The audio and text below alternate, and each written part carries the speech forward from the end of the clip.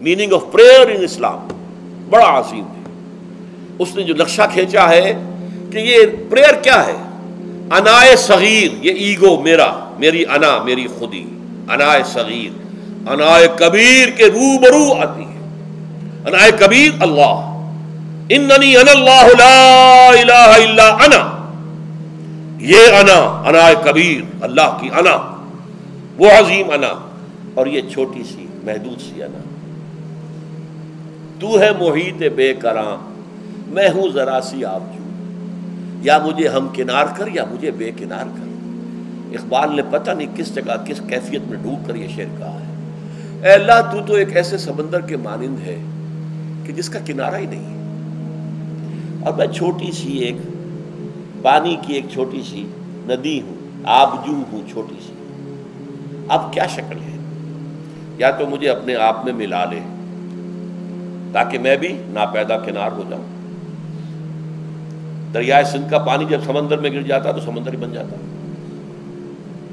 اور یا پھر مجھے بھی بے کنار کر دے، میری وجود کو بھی اتنی وسعت دے دے کہ کوئی کنارہ نہ رہے. اب یہ کیا اس نے سمجھا، کیا کہا، لیکن میں نے وہی انائے کبیر انائے صغیر. ایک ہے نماز ہم پڑھ لیتے ہیں، آپ نے سارا پڑھ لیا، سارا تعدیل ارکان بھی کر لی، لیکن اگر آپ کا اللہ کے ساتھ ڈائریکٹ کمیونین اور ڈائریکٹ کمیونیکیشن قائم نہیں ہوا تو نماز، جس کو کہ کہا گیا کہ الصلاۃ معراج المومنین، جو قرب حضور کو حاصل ہوا معراج میں، وہ ایک بندہ مومن دنیا میں رہتے ہوئے حاصل کر سکتا ہے نماز میں. اگر اس کی روح جو ہے واقعتاً ہم کا نام ہو رہی ہو، الحمدللہ رب العالمین الرحمن الرحیم مالک یوم الدین اہدنا الصراط المستقیم ایاک نعبد و اگر ہم واقعتاً ایسے کہہ رہے ہوں کہ ہمیں احساس ہو کہ ہم اللہ کے حضور میں حاضر ہیں اور عرض کر رہے ہیں، سجدہ کریں تو حدیث میں آتا ہے کہ ایسے محسوس ہو کہ گویا کہ میں نے اپنا سر اللہ کے قدموں میں رکھ دیا ہے. یہ ہے نماز. اب جو گفتگو ہو رہی ہے یہ ہم کلامی ہے. الصلاۃ معراج المومنین، اہل ایمان کے حق میں یہ نماز جو ہے یہ معراج کے درجے میں.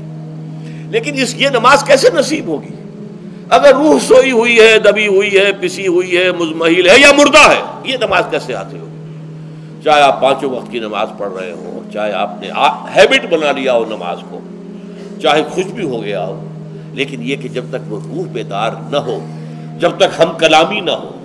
افلاق سے آتا ہے نالوں کا جواب آخر، اٹھتے ہیں حجاب آخر، کرتے ہیں خطاب آخر.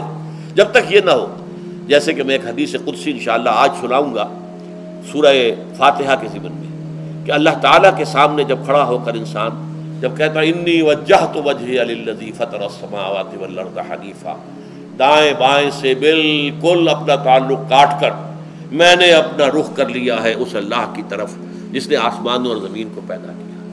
اب یہ توجہ وجہ تو اگر یہ تو ہے چہرہ تو ہم نے کر دیا خانہ کعبہ کی طرف، اندر سے ہماری روح متوجہ نہیں ہوئی، وہ سوئی پڑی، اسے پتہ ہی کچھ نہیں کہ کیا ہو رہا ہے.